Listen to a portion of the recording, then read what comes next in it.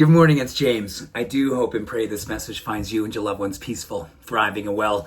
Oh my gosh, this message is long overdue. And I wish I had done this about 3 years ago. Total transparency, I missed the mark. But I had no idea 3 years ago what was coming over these last few years. And man, if I did, wouldn't we have all done so many things differently? Well, here's the beauty of where we are today. There is definitely a hyper-reactivity to what's happening around to us, an all-out sensitivity like no other time according to science, what's happening with our mind, our emotions, and what's happening physiologically in terms of stress and inflammation. So I thought it would be really cool, very timely, 3 years late, to do a 4-minute intervention. This won't take 4 minutes, but the solution that I'm going to share with you is 4 minutes long. So a recent study was done on what does it take for us to have a nanosecond to consider what it is that we're getting ready to say or do, how we are getting ready to react versus how we'd love to behave. Very important distinction, right?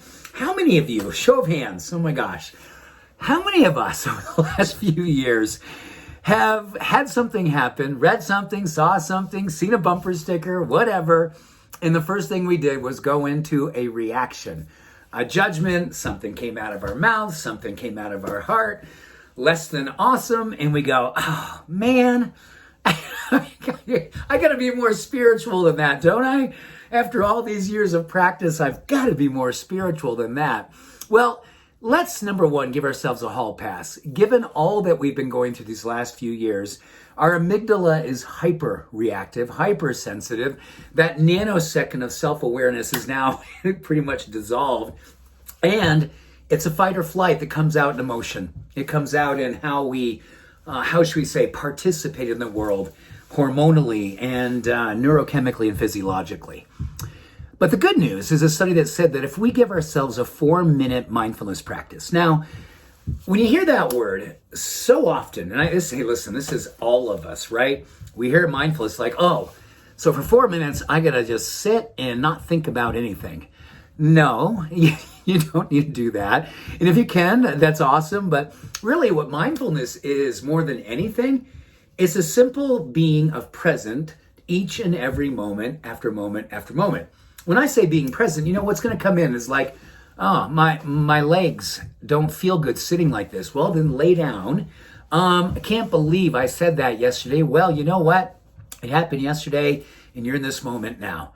I can't believe I am still holding on to this situation from years and years ago, and I haven't been able to forgive this person for what happened. And maybe that person is you. Forgiveness, giving ahead of time. Just noticing it is mindfulness. Not reacting to it is mindfulness. And what the research is telling us, 4 minutes of just being mindful, watching the thoughts come through, watching them pass by, and not attaching ourselves to them, trying to judge them, trying to figure them out, just letting them pass, is all we need to do, training our mind. So when we get out in the real world and something is going down and we're kind of saying, oh my goodness, I would love to be more favorable with my kindness. I'd love to have my first reaction be compassion. I'd love my first reaction to be to breathe and to love and to forgive ahead of time before I say anything or do anything. Wouldn't that make your life, wouldn't it make the world so much more peaceful?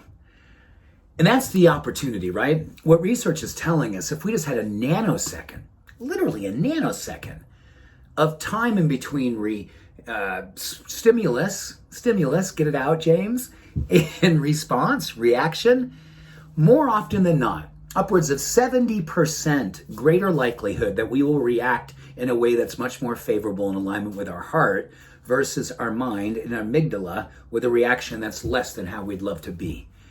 4 minutes.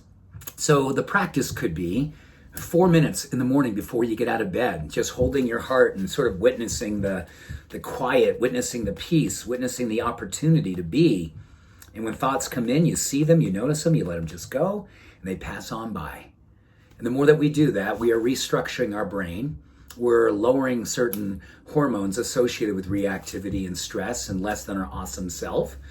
truly ourself, but not necessarily our best self. And it trains us.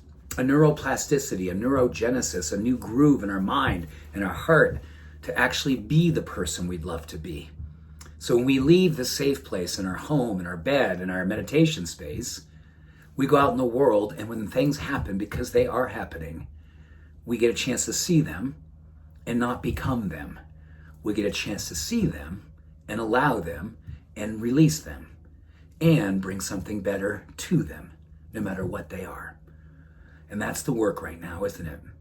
That's the great work of being a spiritual warrior, someone who's holding the light, someone who's being the light, someone who's a change we need to see and be in the world. A 4-minute investment to change the world, from us moving out from there. Much love, every blessing. Thank you for being you. Have an awesome day. Bye for now.